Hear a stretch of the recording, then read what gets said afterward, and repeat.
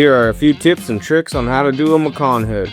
To make these installs a little bit more efficient, we'll be using ULTRAFIT 72-inch PPF. That first tack point is going to be on the door area, so I'm marking it out to show you this little trick I got. And you're probably wondering why there's some vinyl on this bumper and this mirror. Just keep watching, I'll show you here shortly.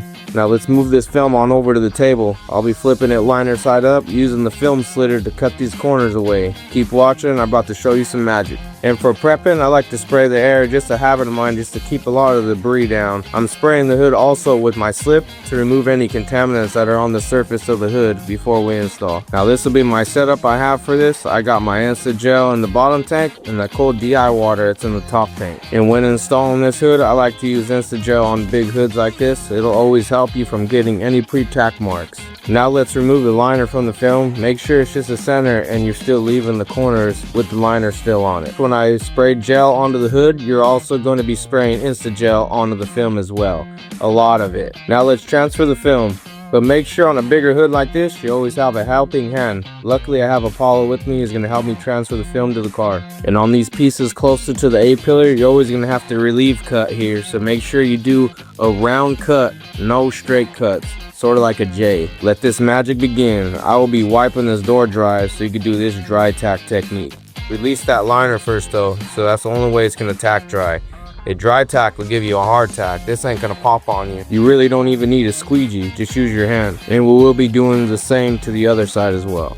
Now how hot is this water? It's gonna be hot, like super hot. But you gotta pour this hot water on this hood so it can soften up the film more for more better workability. And when removing those liners off the corners, you always have to make sure that there's zero solution on the vinyl, making sure it's all wiped down. Y'all wanna see this magic now? I like to float this film, making sure it prevents any tack marks. The warm film will help it easier stretch and make it easier to tack it to the vinyl as well. And I bet y'all wondering why there's vinyl on the headlight. I'm wondering that too as well. It looks cool to me. Now we're gonna make sure that the film is glassed out, there's no fingers, but you also have to spray your slip solution on top of the film. Now we're using the brush, the infamous brush. It really does help you remove all those large air pockets from that film evenly. And this also helps you prevent from any pre-tack marks as well. Now we're going to begin to squeegee, but we're always going to be starting around the headlight on this hood to prevent any crawlback, because you will get some. Now you're going to want to take your time on this part so you don't have any marks. I'm using cold DI water to help me tack the film as well.